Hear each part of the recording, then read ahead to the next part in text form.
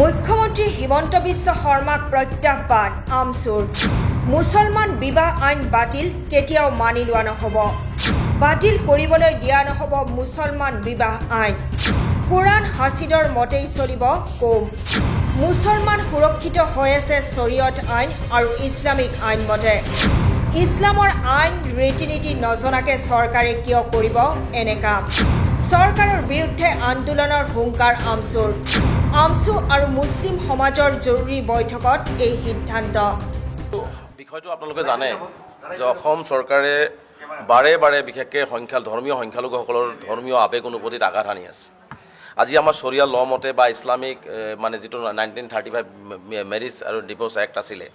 সেইটো লৈ আমি আমাৰ ইছলামৰ মানুহখিনি সুৰক্ষিত হৈ আছিল বিবাহৰ ক্ষেত্ৰত হওক তালাকৰ ক্ষেত্ৰত সুৰক্ষিত হৈ আছিল কিন্তু চৰকাৰে ৰাজনৈতিক উদ্দেশ্যপ্ৰণীতভাৱে চৰকাৰে ৰাজনৈতিক মানে উদ্দেশ্য আগত ৰাখি পেলাই আচলতে প্ৰতিবাৰেই যেনেকুৱা ধৰণে ধৰ্মীয় সংখ্যালঘুক আক্ৰমণ কৰে এইবাৰো তেওঁ বিবাহ আৰু বিচ্ছেদ আইনৰ ওপৰত তেওঁ আক্ৰমণ আৰম্ভ কৰিছে গতিকে এইটো লৈ আমি আজি চিন্তন বৈঠক অনুষ্ঠিত কৰিছোঁ আমি স্পষ্টভাৱে কৈছোঁ যে তেওঁ যিটো আইন আজি বাতিল কৰিছে বা তেওঁ আমি কৈছোঁ এই আইনটো তেওঁ বহাল ৰাখিব লাগে ক'ত কি আছে যদি ক'ৰবাত কিবা ভুল আছে কাৰণ মুখ্যমন্ত্ৰী ডাঙৰীয়া আজি বাল্য বিবাহৰ কথাটো এই আইন বাতিল কৰাৰ ক্ষেত্ৰত প্ৰথম কথা হৈছে বাল্য বিবাহ কৰাৰ ক্ষেত্ৰত মই মুখ্যমন্ত্ৰী ডাঙৰীয়াক আজিও চেলেঞ্জ কৰিছোঁ মুখ্যমন্ত্ৰী ডাঙৰীয়া কাইলৈ বাল্য বিবাহ বন্ধ কৰিব আহিছে কিন্তু আজি 10 বছৰৰ পৰা আমচুৱে অহৰহভাৱে অসমৰ ইমূৰ পৰা ইমূৰ বাল্য বিবাহৰ কাম কৰি আছে ইছলামে কেতিয়া বহু বিবাহৰ ক্ষেত্ৰত প্ৰশ্ৰয় দিয়া নাই আজি আমাৰ জনাবে হুজুৰে ক'লেই গতিকে কথাবিলাক নজনাকৈ বাহিৰৰ পৰা বহু কথা কৈ দিলে আচলতে ইছলামৰ ৰীতি নীতি নজনাকৈ বা ইছলামিক ল নজনাকৈ পাৰ্চনেল ল নজনাকৈ চৰিয়া ল নজনাকৈ যদি বাহিৰৰ পৰা মুখ্যমন্ত্ৰী ডাঙৰীয়াই কৈ দিয়ে এতিয়া মই অইন ধৰ্মৰ কথাখিনি মই বাহিৰৰ পৰা যদি কৈ দিওঁ হ'ব নেকি নিশ্চিতভাৱে মোৰ ভুল হ'ব গতিকে মুখ্যমন্ত্ৰী ডাঙৰীয়াই ৰাজনৈতিক উদ্দেশ্যপ্ৰণীতভাৱে তেওঁ কাৰো লগত ডিছকাছ নকৰাকৈ তেওঁ এটাৰ পিছত এটা আইন তেওঁ মানে বাতিল কৰি পেলাই আচলতে ধৰ্মীয় সংখ্যালঘুসকলৰ ধৰ্মীয় আৱেগ অনুভূতি আঘাত আনিব বিচাৰিছে গতিকে আমি স্পষ্টভাৱে আজি মুখ্যমন্ত্ৰী ডাঙৰীয়াক ক'ব বিচাৰিছোঁ এই আইনটো বাহাল ৰাখিব লাগে যদি কিবা তেওঁৰ শুধৰণি কৰিবলগীয়া আছে ক'ৰবাত কিবা তেওঁ ভুল দেখিছে তেওঁ কোনো ইছলামিক স্কলাৰে যদি কোনো ভুল দেখুৱাই দিছে আমি আমচু জমিয়ত আমাৰ ছিনিয়ৰ এডভকেটসকল আমাৰ আলেম উলেমাসকল আমি সাজু হৈছোঁ আমি কথাখিনি লিখিতভাৱে অসমৰ ৰাজ্যপাল ডাঙৰীয়াক আৰু অসমৰ মুখ্যমন্ত্ৰী ডাঙৰীয়াক অৱগত কৰিম কিন্তু এটা কথা স্পষ্ট মুখ্যমন্ত্ৰী ডাঙৰীয়াক ধৰ্মীয় আৱেগ অনুভূতিত বা কমত যদি তেওঁ আঘাত আনিব বিচাৰে তেনেহ'লে আমি আন্দোলনটো গণতান্ত্ৰিকভাৱে আইনগতভাৱে যুঁজ হ'ব আৰু মুখ্যমন্ত্ৰী ডাঙৰীয়াক এটা কথা স্পষ্টকৈ কৈ দিছোঁ যে কমৰ ওপৰত আঘাত সানিব পৰা চেষ্টা যাতে মুখ্যমন্ত্ৰী ডাঙৰীয়াই নকৰে যদি কিবা ইছলামৰ ক্ষেত্ৰত যদি কিবা ভুল দেখিছে তেওঁ আলাপ আলোচনা কৰক আমি আলাপ আলোচনা কৰিবৰ কাৰণে সাজু আছোঁ কিন্তু তেওঁ জবৰদস্তি যদি কোনো ধৰণৰ আইন জাপি দি ইছলামৰ ৰীতি নীতি বা আজি ইমান দিনে বিবাহ হৈছে আজি কাজি নোহোৱাকৈ আজি এটা ৰেজিষ্টাৰ কৰিলোঁ আজি পুৰোহিত নোহোৱাকৈ আজি বিবাহ এখন হ'ব নেকি আজি এটা ৰেজিষ্টাৰ কৰি দিলে পুৰোহিতজনটো লাগিব অনুৰূপটো কাজী এজন আমাক লাগিব আজি কাজী এজন যদি আমাক যদি ধোৱা এটা কৰিব নিদিয়ে আজি মহিলাসকল কৈছে মহিলাসকল সুৰক্ষিত নহয় আজি আমাৰ দেলমোহৰৰ কথা আছিল য'ত মহিলাসকলক সুৰক্ষিত কৰা হয় আজি দেলমোহৰ আজি এক ছেকেণ্ড মই কৈ লৈছোঁ তো দেলমোহৰৰ ক্ষেত্ৰত আজি কি হ'ব ইয়াত দেলমোহৰৰ ক্ষেত্ৰত আজি নাই আজি সেই দেলমোহৰ আজি এজন যদি কিবা কাৰণত বিবাহ বিচ্ছেদ হৈ যায় এজন মানুহৰ মহিলাজন সুৰক্ষিতভাৱে তেওঁ এটা দেলমোহৰ বা পইচা তেওঁ আদায় দিব লাগে সেইটো আজি ইয়াত নাই গতিকে মুখ্যমন্ত্ৰীয়ে এইবোৰ কথা আলোচনা নকৰাকৈ তেওঁ আচলতে কেৱল মাত্ৰ ধৰ্মীয় ৰাজনীতি কৰিবৰ কাৰণে 26ৰ ইলেকশ্যন পাৰ কৰিবৰ কাৰণে যদি মুখ্যমন্ত্ৰী এই ধৰণৰ কাম কাজ কৰে গতিকে সেইটো আমি মানি লওঁ যাৰ কাৰণে আমি আজি আহি কৈছোঁ যে আমি আইনগতভাৱেও যুঁজিম মুখ্যমন্ত্ৰীক কথাখিনি লিখিত আকাৰে জনাম ৰাজ্যপালকো জনাম গতিকে আমাৰ যিখিনি ইছলামিক ৰীতি নীতি মই 1935 একমতে আমি ইমান দিনে সুৰক্ষিত হৈ আছিলোঁ সেই সুৰক্ষিত হিচাপে আমাক ৰাখিব লাগে ক'ৰবাত যদি সুৰঙা আছে সেই সুৰঙাখিনি দেখুৱাই দিয়ক ইছলামিক পণ্ডিতসকলে সেই সুৰঙাখিনি দূৰ কৰিব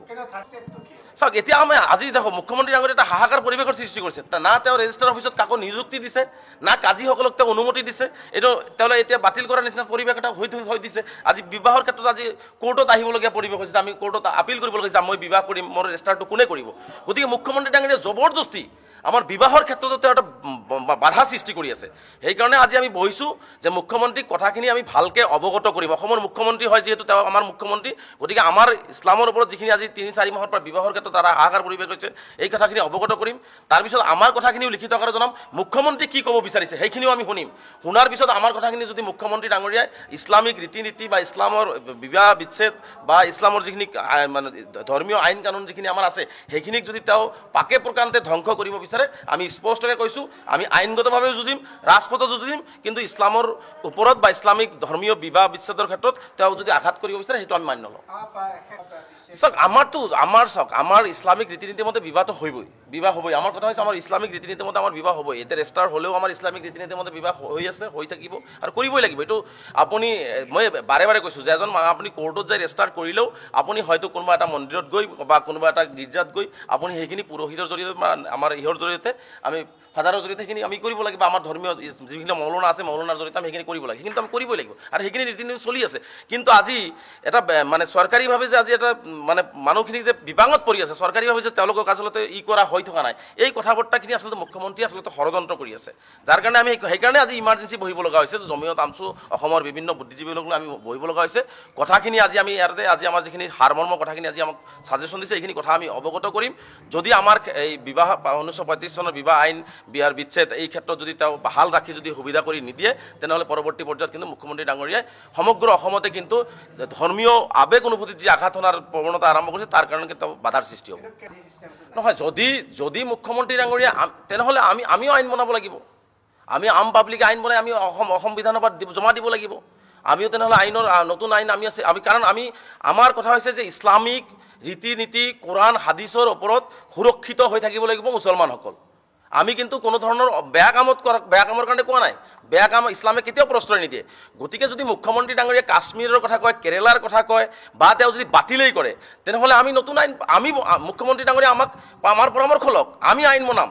তাতে যদি আমাৰ আইন বনোৱাৰ ক্ষেত্ৰত যদি তাতে যদি কিবা সুৰঙা মুখ্যমন্ত্ৰী দেখা পায় সেইখিনি আমাক দেখুৱাই দিয়ক আমি শুদ্ধ কৰিম কিন্তু মুখ্যমন্ত্ৰী ডাঙৰীয়া এটা কথা আমি স্পষ্টকৈ কৈ দিছোঁ আপোনালোককো কৈ দিছোঁ যে ইছলামৰ যিখিনি ৰীতি নীতি কোৰাণ হাদিছে বা ইছলামিক ল পাৰ্চনেল ল বৰ্ডে যিখিনি কথা কয় বা চৰিয়া লয় যিখিনি কথা কয় সেইখিনি কিন্তু আমাৰ ওপৰত ইম্পেক্ট থাকিব লাগিব যদি কি আলোচনা হ'ল আমালোকৰ আলোচনা এতিয়া এইটো হৈ আছে যে মুছলিম মেৰিজ এক্ট ডাইভৰ্চৰ আপোনাৰ যিটো 1935 এক্ট বাতিল কৰিব মুখ্যমন্ত্ৰী ডাঙৰীয়াই বিচাৰিছে বিধানসভাতেও আনিব এনেকুৱা লাগিছে কথা পাতিছিলোঁ তেওঁ এনেকুৱা ক'লে আমি উত্থাপন কৰিম আৰু কাজী শব্দটো আমি নেৰাখোঁ আমাৰ মুছলিম সমাজৰ আমাৰ যিবিলাক আইন আপোনাৰ সংবিধানে আমাক দিছিলে এতিয়া আপুনি বাতিল কৰিব বিচাৰিছে আমাৰ কথা হ'ল যে আপুনি আমাৰ লগত বহি পেলাই ডিছকাশ্যন কৰক আমি কোন কাৰণত কাজীৰ আপোনাৰ বিবাহ আইনটো আহিছিলে আৰু লগতে বহু বিবাহ কোন কাৰণত আহিলে কোৰাণে কি কয় আমাৰ লগত বহি পেলাই যদি আপুনি এটা আলোচনা বিলোচনা কৰে তেতিয়া আপোনাক ভালকৈ আপুনি বুজি পাব এনেই আপুনি খালি যদি আমাৰ আইন আগতে আপুনি বহু চৰকাৰী মাদ্ৰাছাবিলাক বন্ধ কৰিলে আমাক ভালকৈ মাথাই নাছিলে এতিয়া ছেকেণ্ড হ'ল আপোনাৰ মুছলিম আপোনাৰ মেৰিজ এক্টটো বন্ধ কৰি আছে বাতিল কৰি আছে এনেকুৱা হ'লেও নহ'ব নহয় আপোনালোক কথা পাতক আমাৰ লগত বহক সেইকাৰণে আজি আমি এটা মিটিং পাতিছোঁ আমাৰ বুদ্ধিজীৱীসকল লৈ পেলাই যে আমি বহি পেলাই এটা ৰাজ্যপালক এটা মেম'ৰাণ্ডাম দিম আৰু মুখ্যমন্ত্ৰী ডাঙৰীয়া সন্মুখত আমি এটা মেম'ৰাণ্ডাম দাঙি ধৰিম যে আমাৰ এই যে কাজী শব্দ মুছলিম মেৰিজ এক্টৰ আইনটো আপুনি কিয় বাতিল কৰি আছে কোন কাৰণত বাতিল কৰি আছে এইটো আপোনাক মোক বুজাই দিয়ক তেতিয়া আমি আমাৰ যিটো আছে আমি তোক বুজাই দিম কাৰণ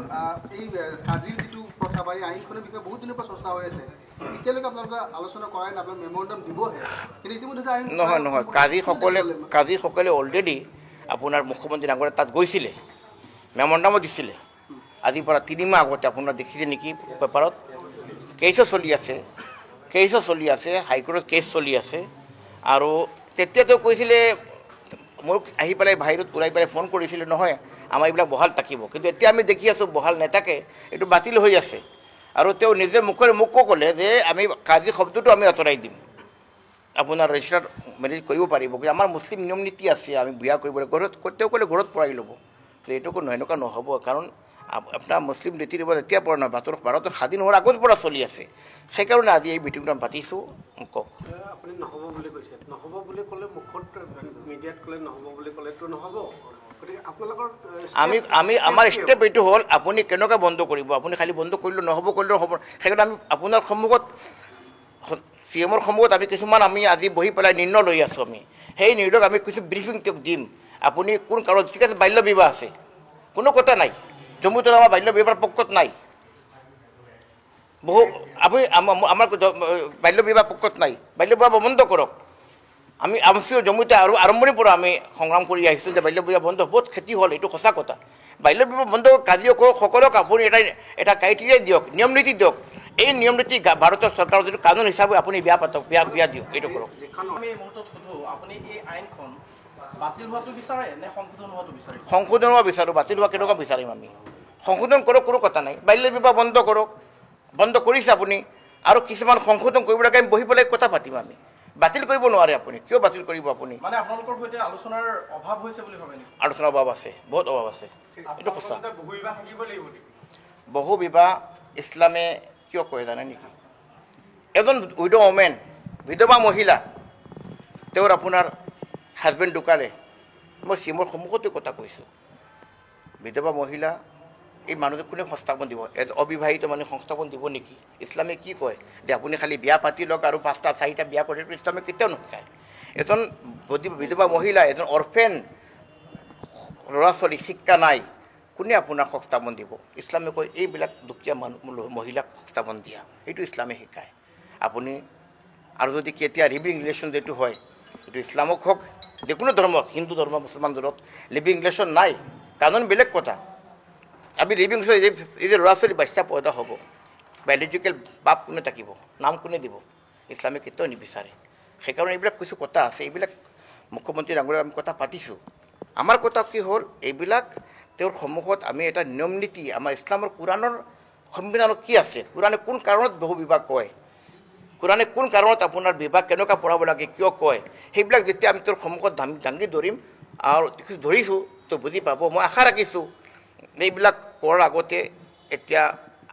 আগন্তুক দিনক মুছলিমৰ কোনো এটা নিয়ম নীতি ভংগ কৰাৰ আগতে আমাৰ মুছলিম বুদ্ধিজীৱীসকল, যিসকল ওলামাসকল আছে, আমচুল আছে, উপদেষ্টাসকল আছে, বহি পেলাই পৰামৰ্শ কৰি পেলাই যদি কোনো কাম আগবঢ়ায়, তেনেহ'লে এটা আমি দেশৰ কি আলোচনা